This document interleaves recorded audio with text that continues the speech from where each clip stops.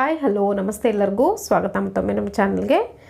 ಇವಾಗ ನೀವು ನೋಡ್ತಿರೋ ಹಾಗೆ ನಾನು ಒಂದು ಈಸಿಯಾಗಿ ಮನೆಯಲ್ಲೇ ಮಾಡ್ಬೋದಾದಂಥ ಬ್ರೇಕ್ಫಾಸ್ಟ್ ರೆಸಿಪಿ ಯಾವ ರೀತಿ ಮಾಡೋದಂತ ತೋರಿಸ್ತಿದ್ದೀನಿ. ಬನ್ನಿ ಹಾಗಿದ್ರೆ ವೀಕಾಗಿ ಇದನ್ನು ಯಾವ ರೀತಿ ಮಾಡೋದು, ಇದಕ್ಕೆ ಏನೇನು ಬೇಕಂತ ನೋಡ್ಕೊಳ್ಳೋಣ.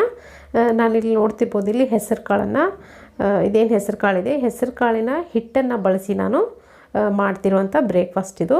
ಹೆಸರು ಕಾಳು ಏನಿರುತ್ತೆ ಇದನ್ನು ಮಿಕ್ಸರ್ ಜಾರ್ನಲ್ಲೋ ಅಥವಾ ಈ ಜಿನ್ನಲ್ಲೋ ಪುಡಿ ಮಾಡಿರುವಂಥ ಈ ಹಿಟ್ಟು 1 ಕಪ್ಪಷ್ಟು ಹಿಟ್ಟನ್ನು ತೊಗೊಂಡಿದ್ದೀನಿ. ಇದಕ್ಕೆ ಒಂದು ಅರ್ಧ ಗೆಡ್ಡೆ ಕ್ಯಾಬೇಜ್, ಒಂದು ಮೀಡಿಯಮ್ ಸೈಜ್ ಈರುಳ್ಳಿ, ಹಾಗೆ ಕೊತ್ತಂಬರಿ ಸೊಪ್ಪು, ಹಸಿಮೆಣಸಿನ್ಕಾಯಿ ಒಂದು 4 ಬಳಸಿದ್ದೀನಿ. ನೀವು ಹಸಿಮೆಣಸಿನ್ಕಾಯಿ ಇಷ್ಟ ಇಲ್ಲ ಅಂದರೆ ಹಸಿಮೆಣಸಿನ್ಕಾಯಿ ಪೇಸ್ಟನ್ನು ಕೂಡ ನೀವು ಹಾಕ್ಕೊಳ್ಬೋದು. ಇದೆಲ್ಲದನ್ನು ಹಿಟ್ಟಿನ ಜೊತೆಗೆ ಸೇರಿಸ್ಕೊಳ್ತಿದ್ದೀನಿ. ಹಾಗೆಯೇ ಇದಕ್ಕೆ ಉಪ್ಪು ರುಚಿಗೆ ಎಷ್ಟು ಬೇಕೋ ಅಷ್ಟು ನೋಡಿಕೊಂಡು ಹಾಕ್ಕೊಳ್ಳಿ. ಹಾಗೆ 1 ಟೀ ಸ್ಪೂನ್ ಆಗುವಷ್ಟು ಗರಂ ಮಸಾಲ ಹಾಕ್ಕೊಳ್ತಿದ್ದೀನಿ. ಹಾಗೆ ಬೇಕಿಂಗ್ ಪೌಡ್ರ್ ಅಂತ ಏನು ಹೇಳ್ತೀವಿ ನಾವು, ಕೇಕ್ ಅಥವಾ ಬಿಸ್ಕೆಟ್ ಮಾಡಿಸುವಾಗ ಬಳಸ್ತೀವಲ್ಲ, ಬೇಕಿಂಗ್ ಪೌಡ್ರ್ ಹಾಕ್ಕೊಳ್ತಿದ್ದೀನಿ 1 ಟೀ ಸ್ಪೂನಷ್ಟು. ಹಾಗೆ 1 ಟೇಬಲ್ ಸ್ಪೂನ್ ಆಗುವಷ್ಟು ಮೈದಾ ಹಿಟ್ಟನ್ನು ಕೂಡ ಬಳಸ್ತಿದ್ದೀನಿ. 1 ಟೀ ಸ್ಪೂನ್ ಆಗುವಷ್ಟು ಶುಂಠಿ ಬೆಳ್ಳುಳ್ಳಿ ಪೇಸ್ಟನ್ನು ಕೂಡ ಹಾಕ್ಕೊಂಡಿದ್ದೀನಿ. ಇದೆಲ್ಲದನ್ನು ಹಾಕ್ಕೊಂಡು ಚೆನ್ನಾಗಿ ಒಂದ್ಸರಿ ಮಿಕ್ಸ್ ಮಾಡ್ಕೊಳ್ಳಿ. ಬೇಕಿಂಗ್ ಪೌಡ್ರ್ ನಿಮ್ಮ ಹತ್ರ ಅವೈಲೇಬಲ್ ಇಲ್ಲ ಅಂದರೆ ಬೇಕಿಂಗ್ ಸೋಡಾ ಕೂಡ ನೀವು ಬಳಸ್ಬೋದು, 1 ಟೀ ಸ್ಪೂನ್ ಆಗುವಷ್ಟು. ಇದೆಲ್ಲದನ್ನು ಚೆನ್ನಾಗಿ ಒಂದ್ಸರಿ ಮಿಕ್ಸ್ ಮಾಡಾದಮೇಲೆ ಸ್ವಲ್ಪನೇ ನೀರು ಹಾಕ್ಕೊಂಡು ಕೈಯಿಂದ ಚೆನ್ನಾಗಿ ಸ್ವಲ್ಪ ಗಟ್ಟಿ ಅದಕ್ಕೆ, ನೀವು ಚಪಾತಿ ಹಿಟ್ಟನ್ನು ಯಾವ ರೀತಿ ನಾದ್ಕೊಳ್ತೀರೋ ಅದಕ್ಕಿಂತ ಸ್ವಲ್ಪ ತೆಳುವಾಗಿ ನೀವು ಇದನ್ನು ಹಿಟ್ಟನ್ನು ನಾದ್ಕೊಳ್ಬೇಕಾಗತ್ತೆ.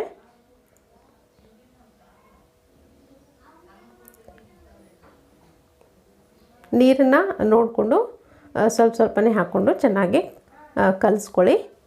ನಾನಿಲ್ಲಿ ಸ್ವಲ್ಪ ಮೊದಲಿಗೆ ಸ್ಪೂನಿಂದ ಚೆನ್ನಾಗಿ ಮಿಕ್ಸ್ ಮಾಡ್ಕೊಳ್ತಿದ್ದೀನಿ. ಆಮೇಲೆ ನೀಟಾಗಿ ಇದನ್ನು ಕೈಯಿಂದ ಒಂದ್ಸರಿ ಮಿಕ್ಸ್ ಮಾಡ್ಕೊಳ್ತೀನಿ.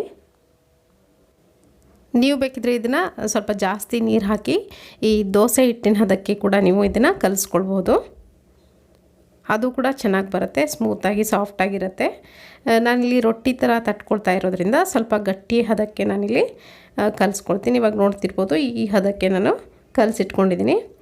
ಸ್ವಲ್ಪ ಕೈಗೆ ಈ ಥರ ನೀರನ್ನು ಹಚ್ಕೊಂಡು ನಿಮಗೆ ಯಾವ ಆಕಾರಕ್ಕೆ ಬೇಕು ರೊಟ್ಟಿ, ಎಷ್ಟು ದೊಡ್ಡದಾಗಿ ಬೇಕು ಅನ್ನೋದನ್ನು ನೋಡಿಕೊಂಡು ಈ ಥರ ಕೈಯಿಂದ ತಟ್ಕೊಂಡು ನೀವು ಹಾಕ್ಕೊಳ್ಬೋದು, ಅಥವಾ ಡೈರೆಕ್ಟಾಗಿ ತವೆ ಮೇಲೆ ನೀವು ತಟ್ಕೊಳ್ಬೋದು.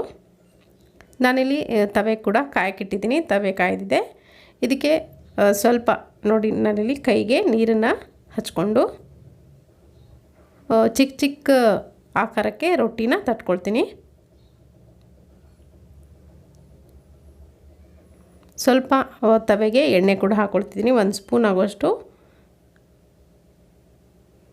ಈ ಥರ ತವೆ ಮೇಲೇ ತಟ್ಕೊಳ್ಬೋದು. ತವೆ ಸ್ವಲ್ಪ ಲೋ ಫ್ಲೇಮ್ನಲ್ಲಿ ಕಾಯಕ್ಕಿಟ್ಟು ಈ ಥರ ತಟ್ಕೊಳ್ಬೋದು. ಎಷ್ಟು ತೆಳುವಾಗುತ್ತೋ ಅಷ್ಟು ತೆಳುವಾಗಿ ನೀವು ತಟ್ಕೊಳ್ಳಿ.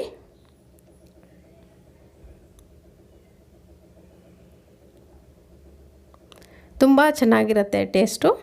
ನೀವು ಒಂದು ದಿನದ ಬ್ರೇಕ್ಫಾಸ್ಟ್ಗೆ ನೀವು ಇದನ್ನು ಆರಾಮಾಗಿ ಮಾಡ್ಕೊಳ್ಬೋದು. ನಾನಿಲ್ಲಿ 2 ತಟ್ಕೊಳ್ತಾ ಇದ್ದೀನಿ. ತವೆ ಎಷ್ಟು ಹಿಡ್ಸುತ್ತೋ ಅಷ್ಟು ಮಾತ್ರ ತಟ್ಕೊಳ್ಳಿ. ಸೊ ತೆಳುವಾಗಿ, ಎಷ್ಟು ತೆಳುವಾಗುತ್ತೋ ಸ್ವಲ್ಪ ಕೈಗೆ ನೀರನ್ನು ಹಚ್ಕೊಳ್ತಾ ಈ ಥರ ಅಗಲ ಮಾಡಿಕೊಂಡ್ರೆ ಈಸಿಯಾಗಿ ಅಗಲ ಆಗುತ್ತೆ.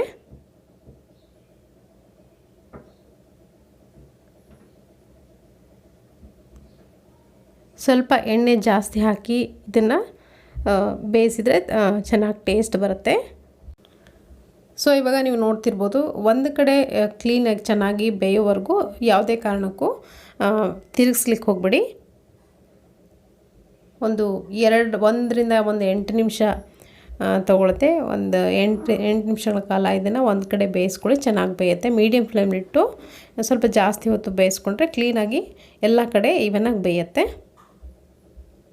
ಇವಾಗ ಸ್ವಲ್ಪ ಮೇಲ್ಗಡೆ ಎಣ್ಣೆನ ಹಾಕ್ಕೊಂಡು ಈ ಥರ ತಿರುಗಿಸಿ ಹಾಕ್ಕೊಳ್ಳಿ. ಮತ್ತು ಅದು ಕೂಡ ಚೆನ್ನಾಗಿ ಬೇಯೋವರೆಗೂ ಯಾವುದೇ ಕಾರಣಕ್ಕೂ ತಿರುಗಿಸ್ಲಿಕ್ಕೆ ಹೋಗ್ಬಿಡಿ. ತುಂಬ ಚೆನ್ನಾಗಿ ಟೇಸ್ಟಿಯಾಗಿ ಬಂದಿತ್ತು ನಾನು ಮಾಡಿದ್ದಾಗ. ಇದೇ ಥರ ಸುಮಾರು ಬ್ರೇಕ್ಫಾಸ್ಟ್ ರೆಸಿಪಿಗಳು ನಮ್ಮ ಚಾನಲ್ನಲ್ಲಿ ಸುಮಾರಿದೆ. ನೀವು ಒಂದ್ಸರಿ ಚೆಕ್ ಮಾಡಿ ಚಾನಲ್ನ, ಡಿಸ್ಕ್ರಿಪ್ಷನ್ ಬಾಕ್ಸ್ನಲ್ಲಿ ಲಿಂಕನ್ನು ಕೊಟ್ಟಿರ್ತೀನಿ. ಇವಾಗ ನೋಡ್ತಿರ್ಬೋದು, ಹೆಸರು ಹಿಟ್ಟಿನ ರೊಟ್ಟಿ ರೆಡಿಯಾಗಿದೆ.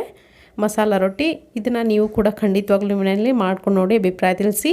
ಇವತ್ತಿನ ಈ ರೆಸಿಪಿ ನಿಮಗೆ ಇಷ್ಟ ಆಗಿದೆ ಅಂದ್ಕೊಳ್ತೀನಿ. ಇಷ್ಟ ಆಗಿದ್ರೆ ಒಂದು ಲೈಕ್ ಒತ್ತೋದನ್ನು ಮರಿಬೇಡಿ. Thank you.